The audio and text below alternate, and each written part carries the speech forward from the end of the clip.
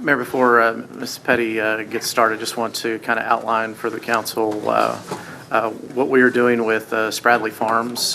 Tonight, we have two items on the agenda. One is a resolution in support of the Municipal Management District. This is the recommended mechanism by the developer, and this would be a resolution in support that would be sent to the TCEQ. The second item is a tax increment finance zone, reinvestment zone that the developer is requesting. Tonight we are just approving the formation of the zone. We are not making any commitments to reimbursement or even in any amounts or participation levels on the TERS. Tonight is just solely a public hearing and the adoption of the ordinance. Just to kind of go over some of the numbers, though, we wanted to make sure that council received a briefing on our analysis of the TERS, and that's what Ms. Petty will do. On October 7th, we will do an intensive briefing on Spradley Farms. This will include the planned development zoning for Spradley Farms, and also a briefing on the development agreement that will be considered later in October, either October 21st or November 4th. Those are our target dates to approve the development agreement. So just wanted everyone to know kind of what the plan is, kind of the process that we're going through, and I will turn it over to Mary. Thank you. Thank you, Mayor and Council. When I was here previously, we walked through just kind of how the MMD and the TERS would interrelate. There were several questions that were specific questions to cost that we had not yet received or had not yet gone through. In your package, you have information and kind of a briefing that outlines that. I'm just going to walk through that very quickly. You also have your preliminary project and finance plan. Everything related to numbers that are included in there as it relates to a percentage is the ask from the developer and the total amount of their estimated opinion of probable costs from the developer's information that they have provided to us. So again, the creation wouldn't include that percentage contribution being confirmed tonight, but for the sake of discussion, those numbers were included in all the examples. So the request is a TERS term for 35 years. They're requesting 60% from the county. There has been conversations with the county already to date, and I'll let Mr. Kehealy address that later. The developer is requesting 65% TERS contribution from the city. The developer's not anticipating a cap or a max as the city typically does on their TERS, and so just understand that that is an expectation out there. There's contemplated to be 2,512 residential units. You'll see some different maps throughout the PFP that shows there are some options for commercial along the major thoroughfare, and so that number could decrease, but for modeling purposes, we use the most conservative factors, which would be all the property being considered residential. And just recall your TERS funds are transferred to the MMD for them to use them according to the project plan. So if we just walk through, the developer's estimate of the infrastructure cost is $156 million over the 10 phases and over the 2,500 units. Now there are some particulars that the developer cannot pay for using the MMD ad valorem property tax rate, and so those items such as parkland are exclusively part of the TERS cost, and so those are reflected in this $156 million. And so if you look at the total additional cost request the developer has, you have your infrastructure total, which we've excluded parks, is $131. Your park and rec facilities are $25 million. There's some development, maintenance, legal, and planning that has to take place during the term of build-out, and that's estimated at a little over $3 million. And then the developer has capital costs and overhead expenditures that are anticipated during the 35 years to bring the total to $214 million. So on the right-hand side, you'll see it as a percentage of the whole what those costs break out to be from the TERS allocation. Again, this is just based on their engineer opinion of probable costs. Now at the bottom underneath that TERS costs, the developer also had in their original estimates a 14.5% cost escalation factor, because we all know the costs do not remain the same over the term, especially a 10-phase project, and then they also had a 10% contingency factor. Both of those are below the line as it relates to the models we ran at 65% from the city and 60% from the county. The TERS contribution over 35 years reaches about $214 million.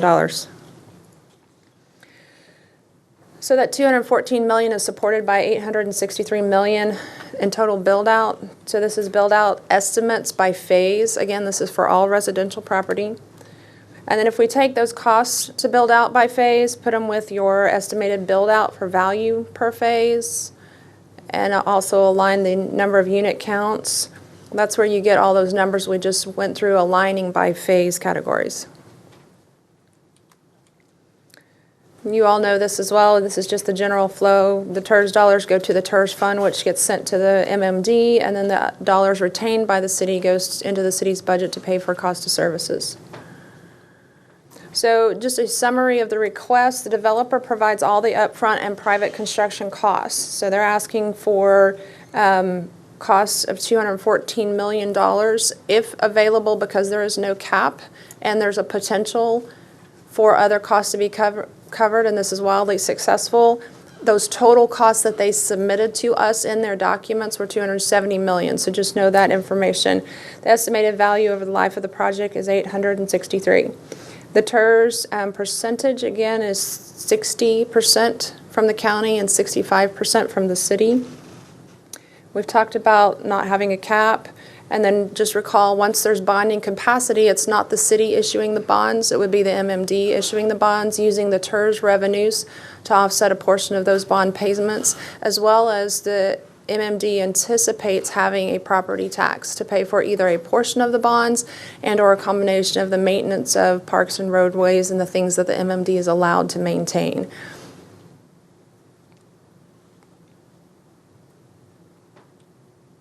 So I'm happy to answer any questions at this time.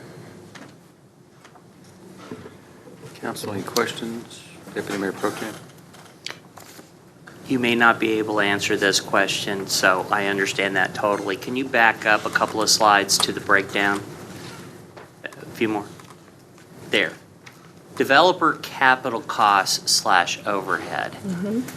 This is a significant cost, and that looks like it's not part of infrastructure expense. So I'd like an example of what that is. Do you mind if I let the developer That's right. team That's answer why I was that? saying it was probably not something for you to answer.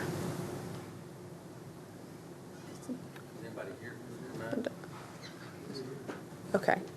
I don't see a representative just yet.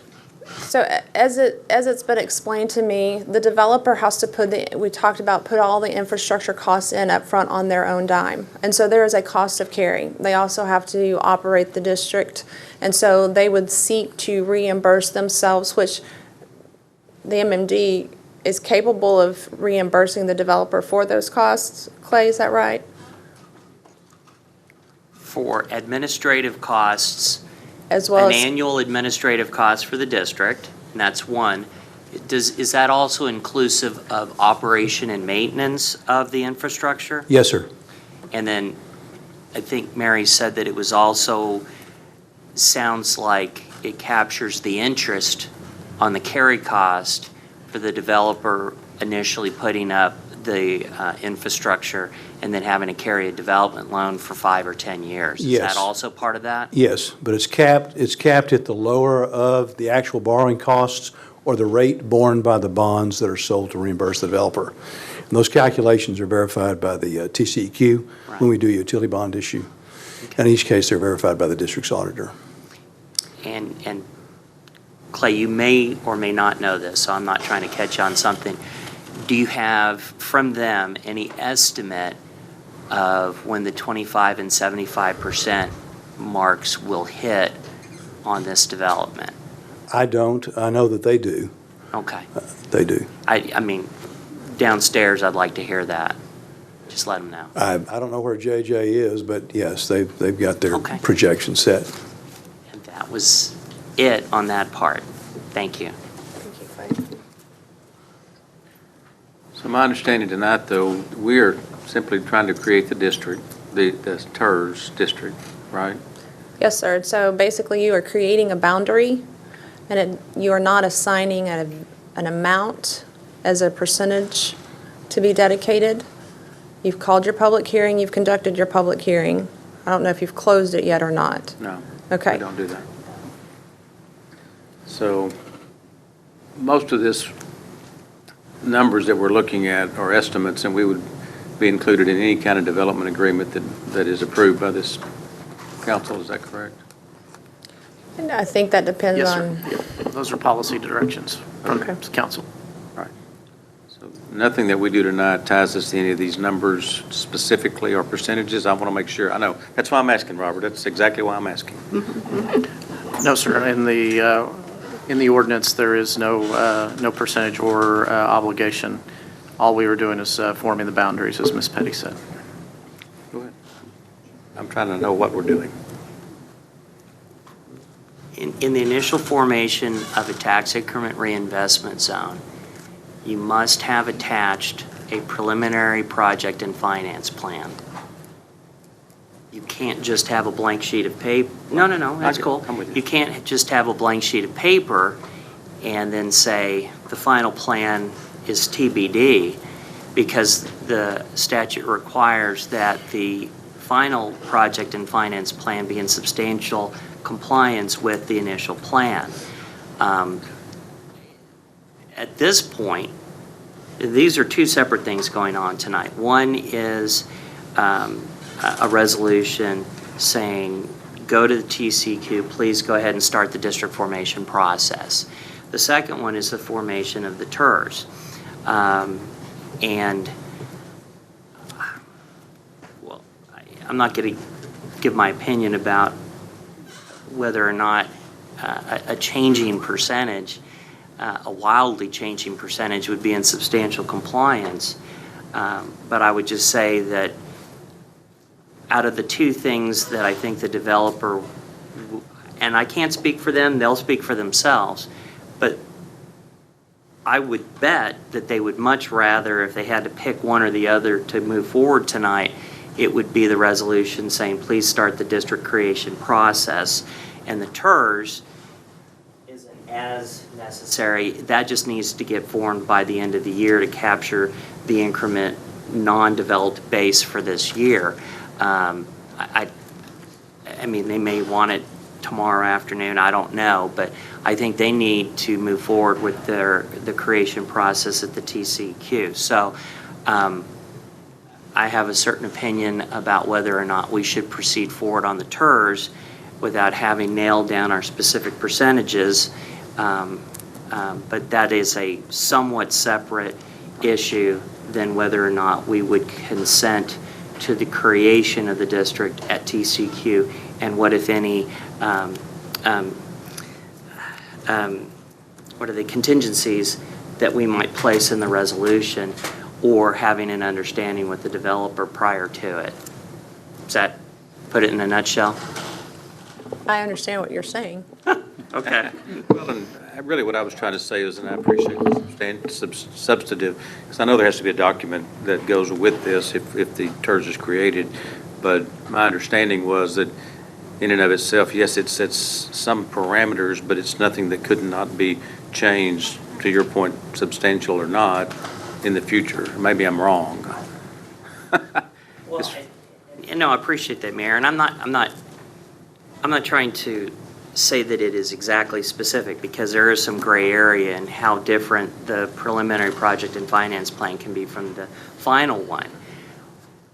What I'm saying is that if there's no ultra urgency in forming the TERS tonight versus, say, 2 weeks from now or a month from now, versus them needing to get the clock rolling on the TCQ creation of the MMD, which is a separate situation, then unless I hear something compelling as to we have just got to form this TERS right now, even though you're not quite sure what the percentage is or that it might change or something like that, I don't know why we would rush to form the tax increment reinvestment zone tonight versus letting those elements get settled, having confirmation of the participation rate from Kaufman County, understanding our tax stack with the ad valorem taxes, and also elements such as whether or not we're going to get a fire station down there that they'll pay for or mostly pay for.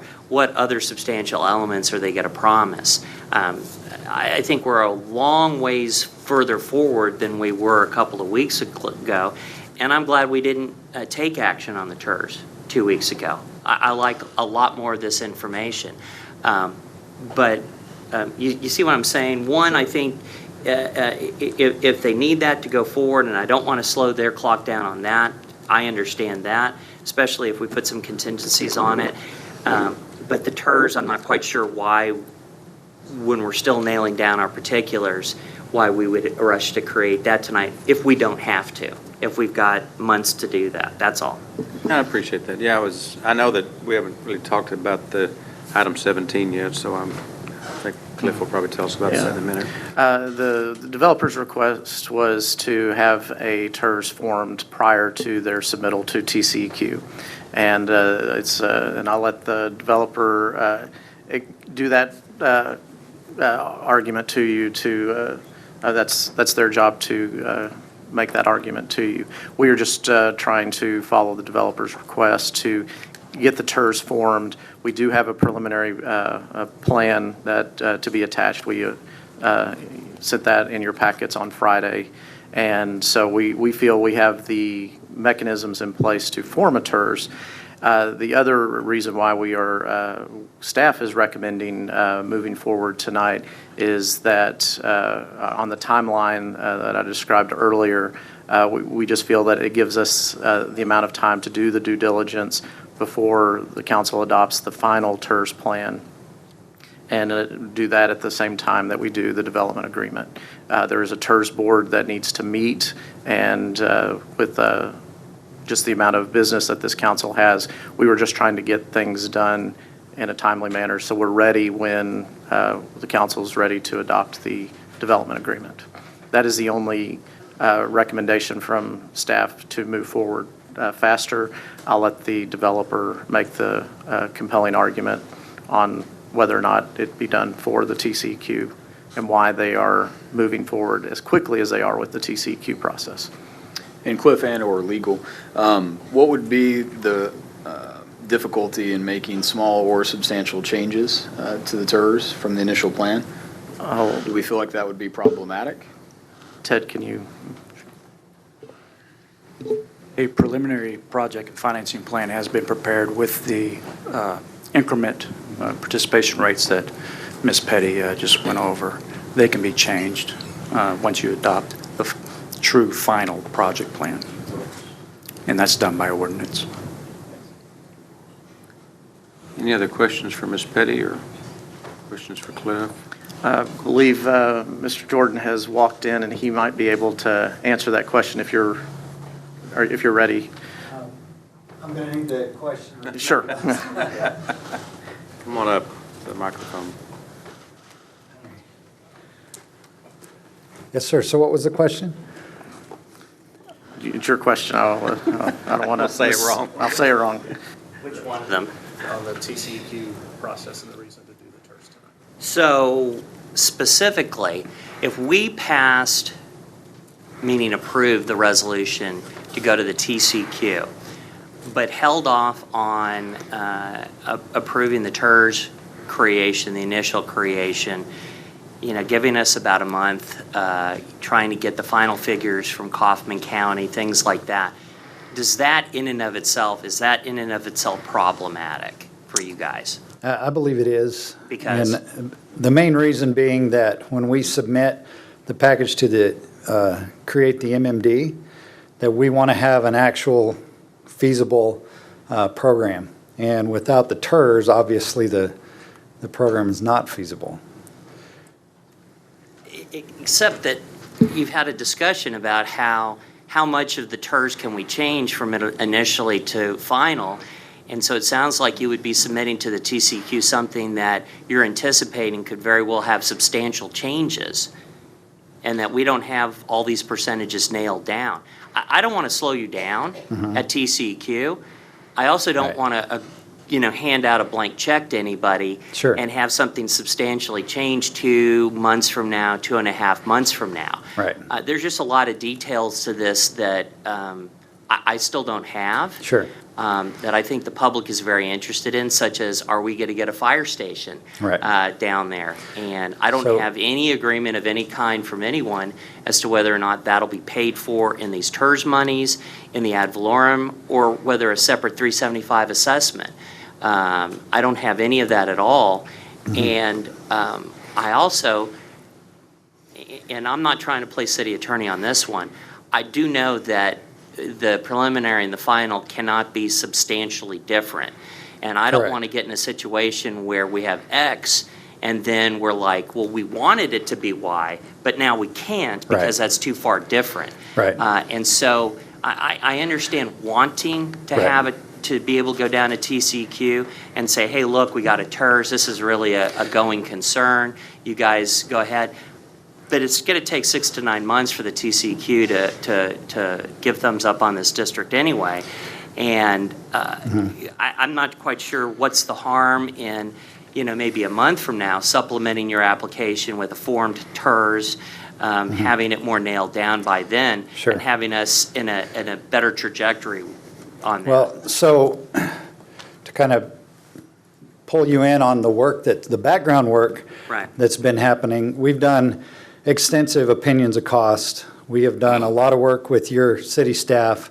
There have been a number of studies completed to determine exactly what the city needs to make this viable. Right. What we need to create the kind of community that the city needs out there.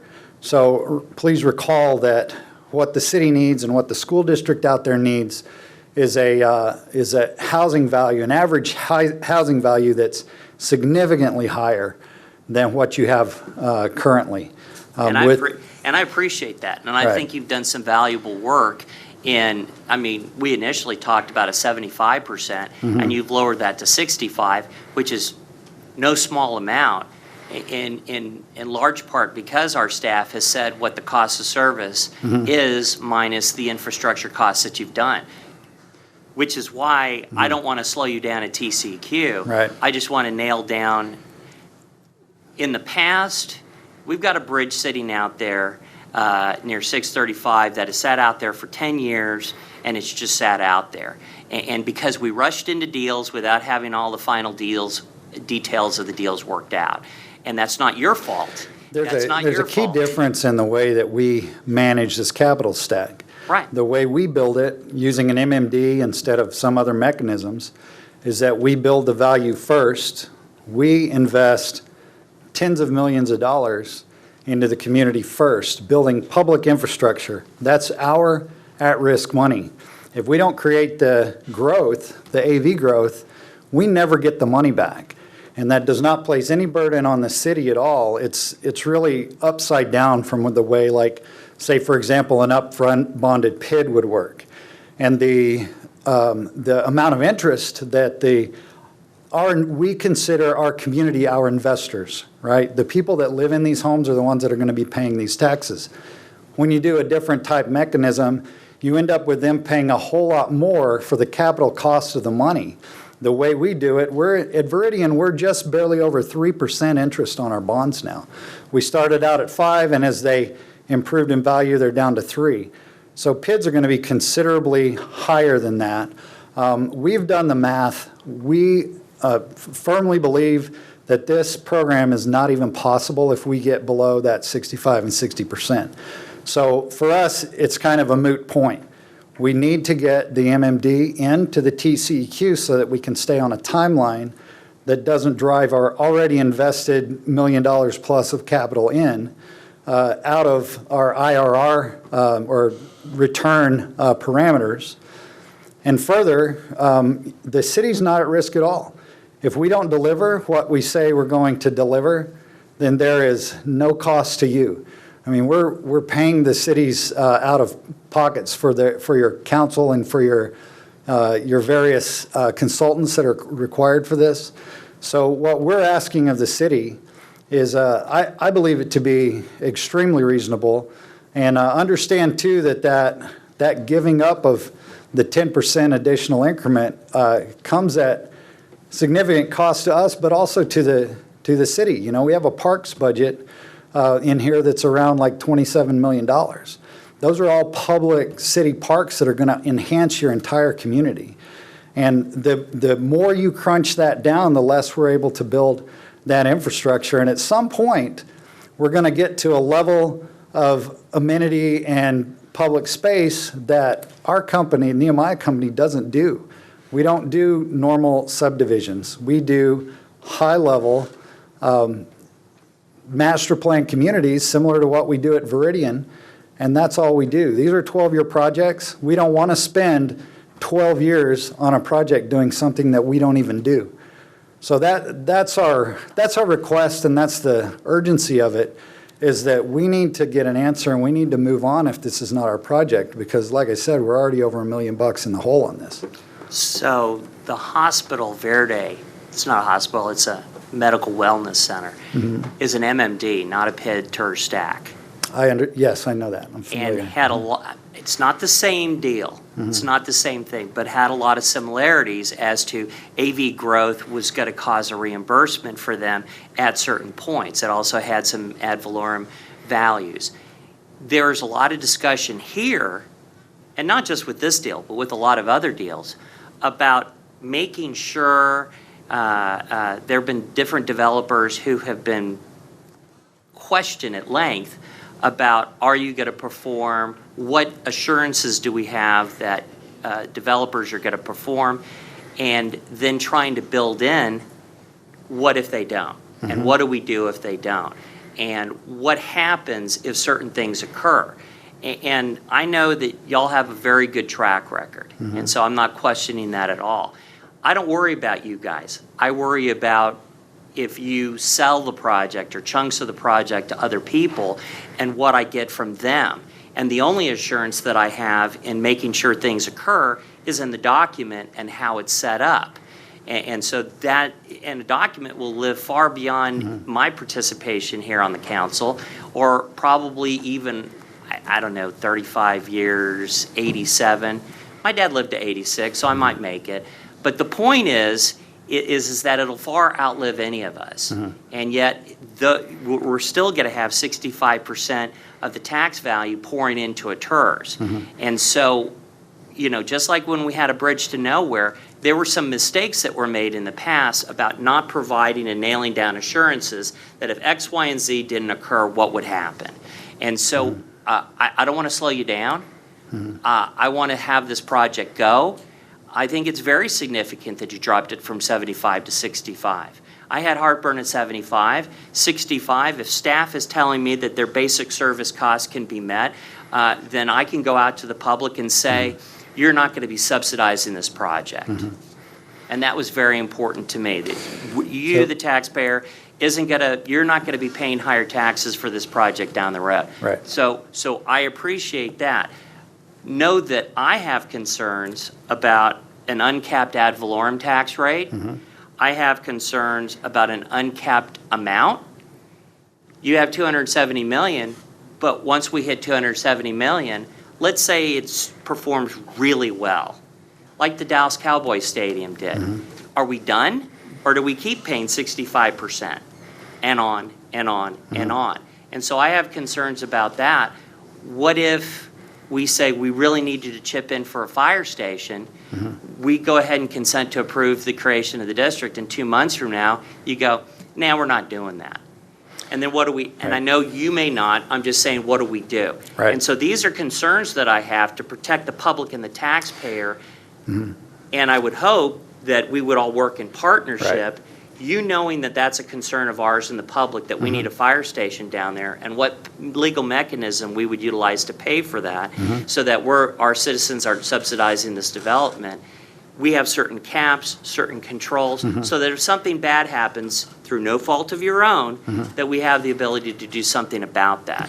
And that's what I'm most concerned about. Our company, as I'm sure you're aware, we really only do public-private partnerships.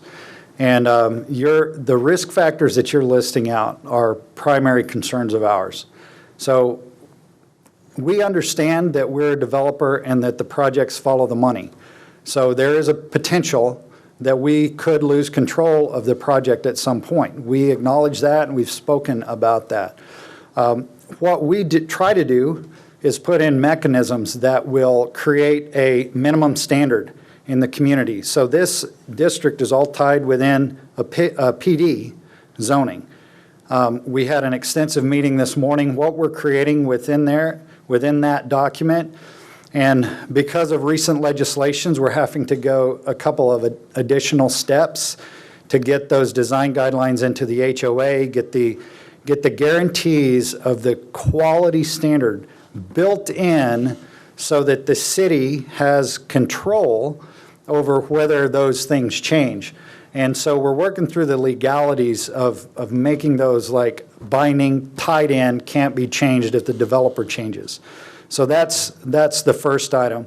The second item is regarding your concept of risk. What if we get such and such way down the road and then we fail? Well, in the way we've structured this, let's say we get through phase one and the market turns upside down and we never create enough value to actually deliver what we said we would. Well, the guarantees are already there that phase one is going to be what you asked for, and your downside is that the developer will have paid for very nice roads, very nice parks in that district, and they're yours, and you won't end up paying for them. If we don't build the value, then there's nothing to reimburse us from. And then the issue of this kind of like unlimited tax issue, we contract with our builders. The builders buy lots from us. We have to disclose this is what our tax rates are before they buy, before the seller, the end users, the homeowners buy from the builders. The builders are not going to contract with us if we don't have a reasonable tax rate. What we're attempting to do is be considerably below what is out there right now. Like, for example, Heartland and a couple of others have 90 cent to $1 tax on their MUDs. And that makes their overall tax rate pretty significant. I think this year, or 2018, it was like $3.34 out at Heartland. That's a significant hurdle. The norm for master plan communities is in the 326 to 330 range. I believe out at Veridian now, because of we've grown the AVs so much that the other tax rates are coming down. So I believe they're around 321, 323, something like that at a Veridian now. So even though we have not changed, now we're using PID and MMD out there. But even though those rates have not changed, the other rates have come down. So our taxpayers in our district are paying less.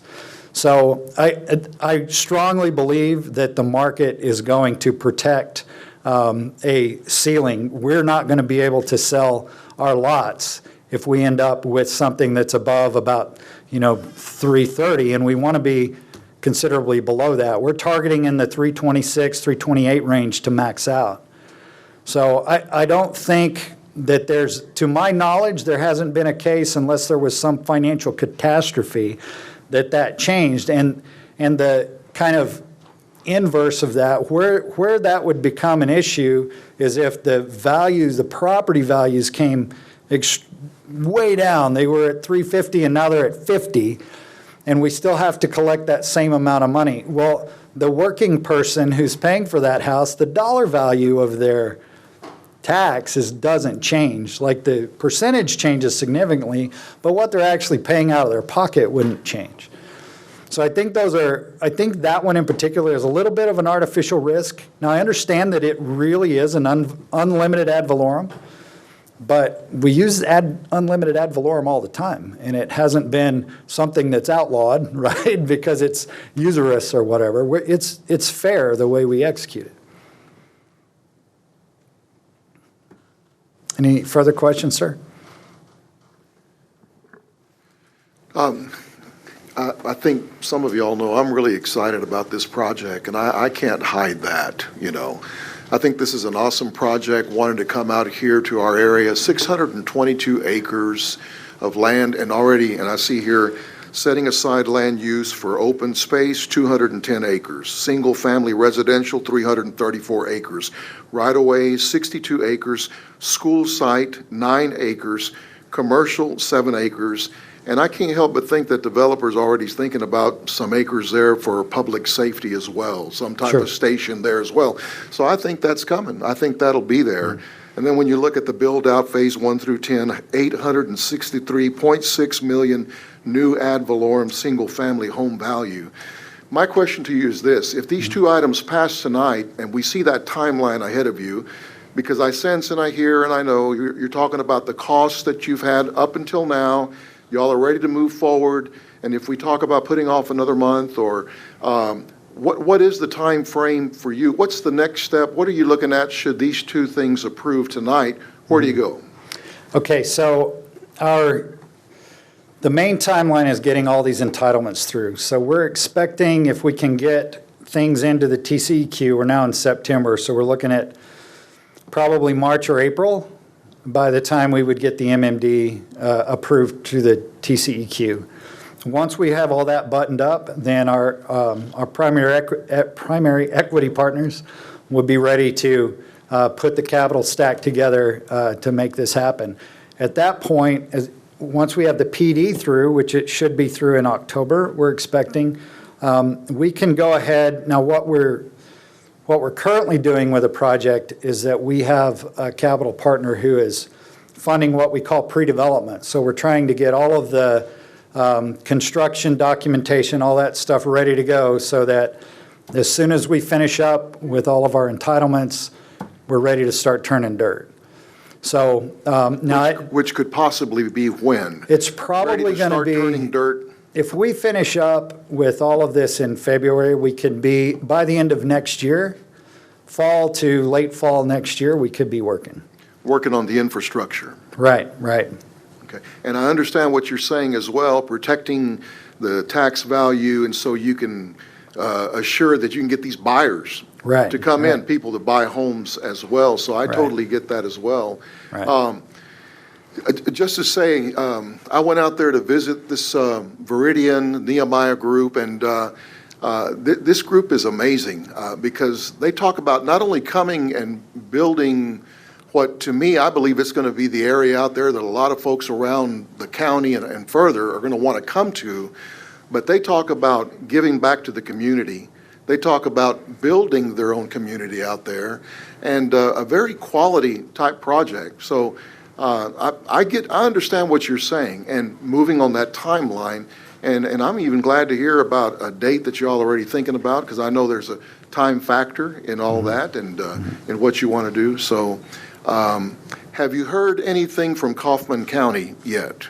We had a really good meeting with Ken Cates, who's the Precinct 4 commissioner, and with Hal Richards, who of course is the judge. They were very positive on it.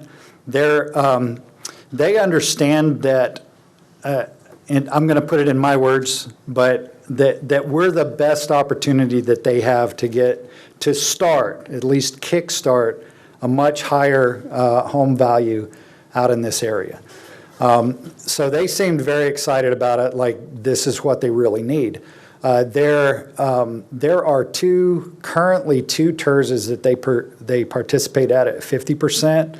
They have a third that something happened to, and there's no recorded participation from either party, the city or the county. But I did mention the percentages that we're looking at, initially mentioning the 70%, and there did not seem to be a lot of pushback against that. And to your point, sir, we brought the numbers down to 65 because we knew that this was a time-critical event happening tonight, and we wanted as much favor as we could have here. But we would still like to show you what you'll get for another 5%. And we want to continue that conversation. We're not going to be significantly outside the 65%, to your point, but we still would like to discuss that. And the more that you're able to put in, the higher likelihood that Kaufman County is going to participate more significantly as well. So they're waiting to see what you do so that they can make decisions on that.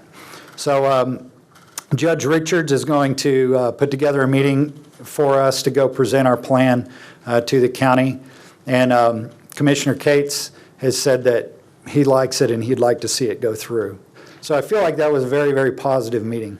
That sounds like it, positive, affirmative type responses that you're getting right now. So, yeah, those are some of the questions, but yeah, I would like to hear more about if there would be some land that's going to be designated towards public safety to Sure.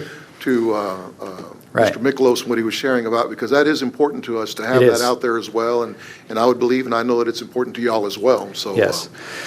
So we have started that conversation. We're definitely open to it. And what we're trying to do, again, in the percentages, we're trying to protect a little bit of that tax margin in case that we need to put a small pit out there to cover that portion, or maybe bump up our MMD tax just a couple of cents to cover that. But the more we get crunched on the percentages, the less room we're going to have ultimately for MMD tax purposes.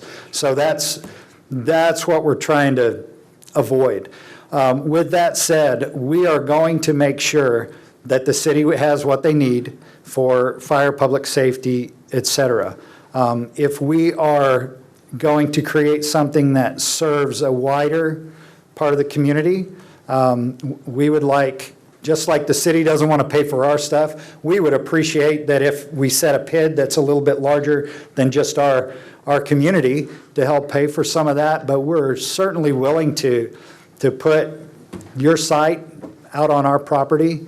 We've had really good success with that with Arlington Fire Department.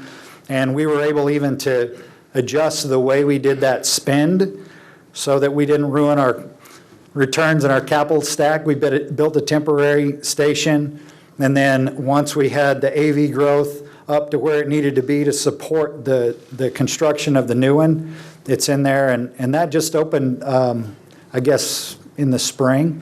And I encourage everybody to go out and take a look, because it turned out really beautiful. Thank you. Sure. Councilman Archer. Thank you, Mayor. I also am grateful for the going down to 65%, and also would love to see this work and move forward. To be a great thing, as my colleague to my right expressed. You may have touched on a little bit earlier, but if you could, again, just give us an idea that if we did just approve the boundaries and you gave us a meeting or two to get a few more particulars on the TERS and the other numbers, what would that do? How would that affect things for y'all? So it ends up delaying the TCEQ process on the back. So I think discussing with your city staff, just the way that the timing flows out, we're going to lose a month here if we don't get the ball rolling. So that's what we're concerned about, is just pushing out the whole timeline. This affects everything we're doing all the way down the road, down to trying to get dirt turned in 2020. What are the chances of us getting better numbers within 2 weeks? October 7th is our next meeting, and our hope is to have the TERS board meeting at that same day and have the final, and I'll say it wrong, project plan, Ted? It's a TERS project and financing plan, yes. Yeah. Hope that have the council have the ability to decide that at that point, should we have the boundaries determined tonight. Okay, thank you, Mayor. Councilman, Mayor Pro Tem Burrows. Yes, thank you. So just remember that if you build a fire station out there, you're talking about what the city's going to put out there is manpower. Yes, And manpower absolutely. goes forever. So the city will definitely be, putting their part in to man Absolutely. that station. Yes. So, Yes, sir. Understood. Any other thing? I'm sorry.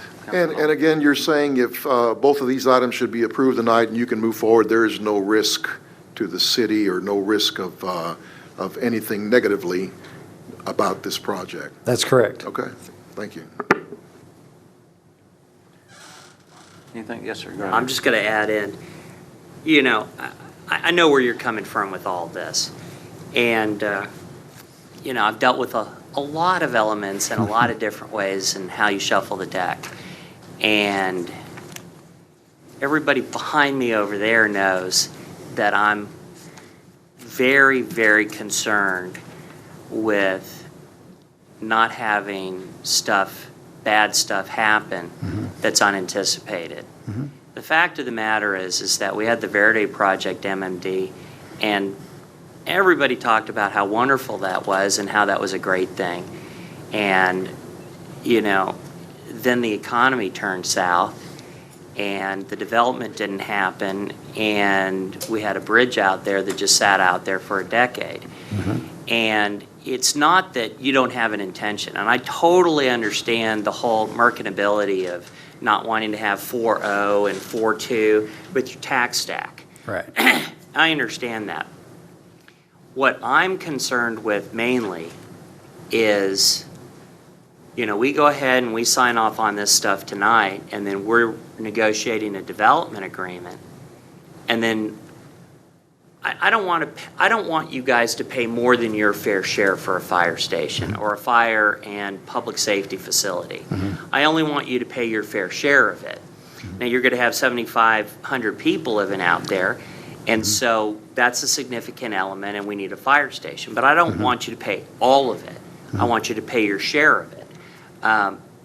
But I want you to agree for you to pay your share of it. Sure. And I want the ability, and I've talked to bond counsel on this, to be able to unplug this if that doesn't happen. And I think if y'all are what you say you are, and I think you are, you're not going to have a problem with agreeing to let us unplug this if you don't do that. Sure. You see what I'm saying? Yeah. And I that's don't want to slow you down at TCEQ. right. But I don't want to go down the road 2 months and the deal change and us be stuck with something that we can't unravel. Right. And so what I'm going to ask tonight I'm still thinking on the TERS, but on the resolution and consent to the creation of the district, I'm leaning towards going with that, but I'm going to add something to it, and that is that if we don't have a master development agreement approved during the process of the creation of the district at TCQ, that we can, by action of the council, withdraw our consent to the creation of the district. And that means, and that's not to sabotage you guys, that just means if we go to loggerheads and, the deal changes and you're not doing stuff that you say you're going to do, then we're able to unplug this. And I think that's very important to our taxpayers to know that, if you're saying X and then all of a sudden it changes to Y, the deal, it's kind of like Darth Vader. What is it, Darth Vader? Pray the deal doesn't get worse, sort of thing. Not saying you're Darth Vader, but I'm, because I always talk about movies. We need to have the ability to unplug this if this doesn't go the way we all want it to go. Right. It's a partnership ultimately, a public-private partnership. Right. And if it stops being a partnership, I want some way to unravel it if it doesn't happen. Completely that way. agree. And I think if y'all are who you say you are, you're going to be okay with that. So from our perspective, that's zero risk. Right on. We feel like we're going to deliver what we say we're going to deliver. And if we can't, for some reason, we will let you know. And that ultimately, until we get that master development agreement, we don't have any powers to do anything anyway. And but I'm confident that if you like what we do and you want what we do, then we're going to get to an agreement where we can do what we do with your help. Well, Mayor, So- I'll do that just to add that on to the resolution and the creation of the district out there downstairs. I don't believe he has a problem with that. Yes, sir. I don't. Sound like to me. Yes, sir. Anything else for JJ while we're here tonight? Councilman Archer? I just want to say I appreciate the flexibility. And these deals are huge and things that we don't deal with every day, except for, I know Councilman Miklos does because it's his business, but that's okay. And I've always said, and I know he knows this, I appreciate people on this council that can give us those insights as to some of the things that are going. And, in regards to something that happened 10 years ago, Lots of water under, well, there's no water under the bridges, or anyway. I had to do something to lighten up the mood a little bit.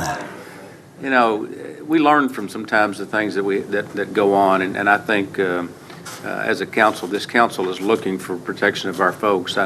I keep hearing that the rest of our city having to subsidize. I don't think that's something that happens on this particular project. It would not, I mean, I don't think our taxpayers would have to be paying for anything that y'all are doing out there that are currently existing in the city, but just to make sure I understand properly. But, you know, I think it's something that we get an education when we have these meetings, and I appreciate your willingness to come and share and open, quite frankly, I think openly with, you know, anything and everything you have going on. So, I'm sorry. No, it's fine. I was just going to add, I think this project has the potential to be the premier project, and hopefully we learn more about subdivision creation from this project. And so, you know, it's not just a retrospective analysis, it's also prospective. And this has a lot of potential, and I appreciate you guys being partners, and I'm ready to move forward on both items tonight. Excellent. Anything else? On this project? We'll be ready on the 7th. Okay. Okay. Well, thank you very much. I mean, we are incredibly honored to be even here having this discussion. We're very much looking forward to getting this project off the ground and giving you something that you're going to be proud of. Very good. Thank you. Thank you.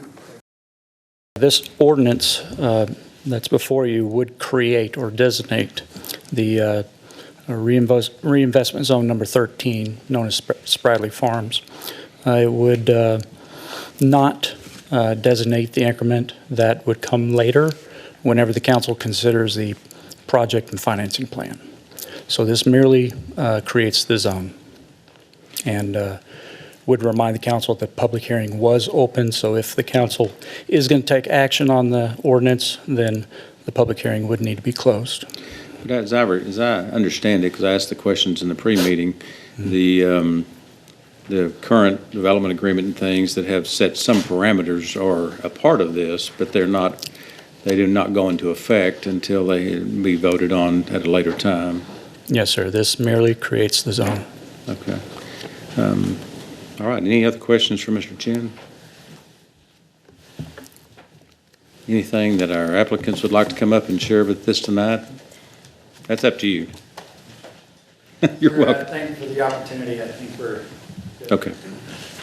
So at this time, I'd like to continue, open up the public hearing. We did this last time, and we'll open it up again tonight. Anyone wishing to speak on item 26, feel free to come forward.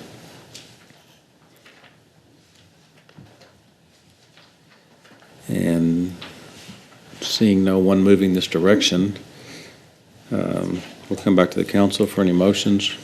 Move to approve item number 26. Second. Motion and second. We have discussion. I see our Deputy Mayor Pro Tem. Yeah, I'm just going through this reinvestment zone.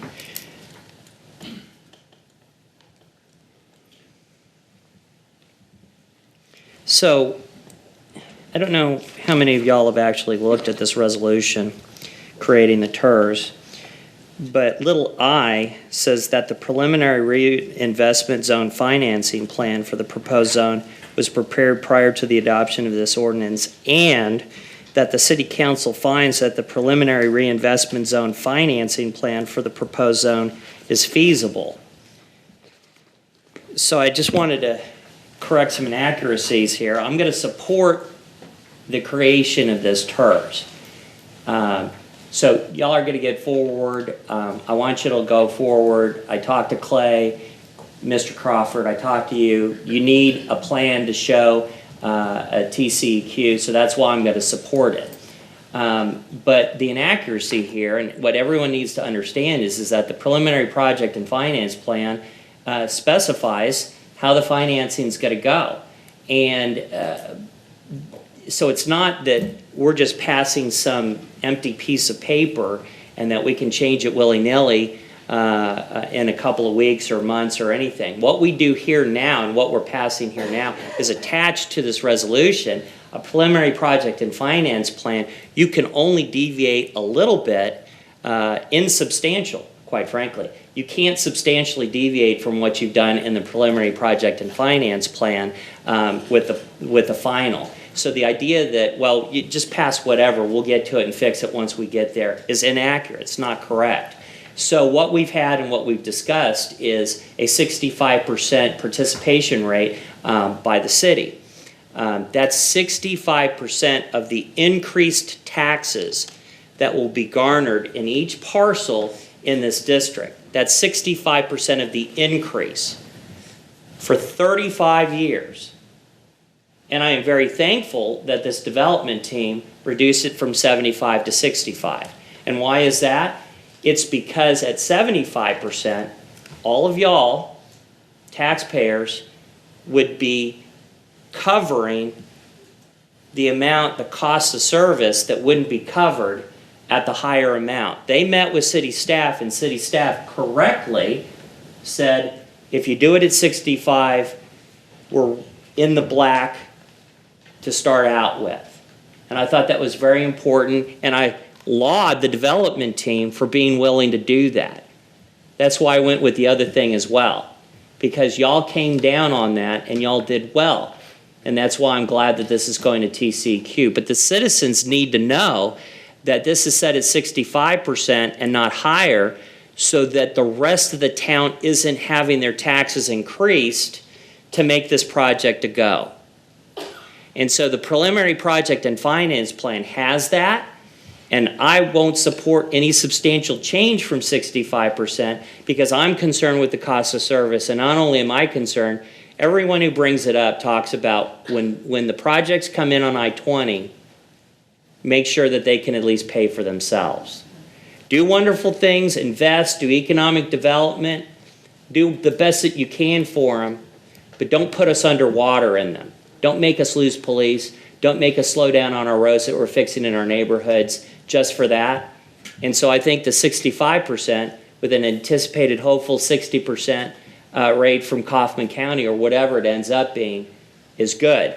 And so when this final plan comes before us, probably in a couple weeks? Never heard of it going that fast. But anyway, it better be at 65 and not anywhere higher, because I want to cover the cost of service. And so I just wanted to make that legislative finding and statement to not go above 65%. And we really are approving a preliminary project and finance plan that details that out, what we're spending money on, our interest carry, when things will be paid. All of that is in the preliminary plan. So it's not just, well, whatever it is, we'll fix it later. It is a substantial document that we're approving right now, and I hope everyone on this council has read it. That's all. Councilman O'Shea. Thank you, Mayor. Yeah, and I want to applaud the developer too. We've had a number of residential developments here in the I-20 corridor, and developers have come to us and said that the only way in which they could develop the property was at a development level that's higher than the 65%. And one of those was the Heartland development at 87.5%, which this council approved. And then another developer here in town, which you wouldn't expect to have as much of a required participation because the infrastructure would be relatively nearby and accessible, is actually required before they would move forward with the development, 75%, and that's at the Rodeo City TERS and the Rodeo City development. So, yeah, I agree that the 65% that the developer for Viridian folks are doing out here at Trinity Point and the points east, I'm really grateful for that, and I appreciate you doing that. Any other comments? We have a motion and a second. Please cast your vote.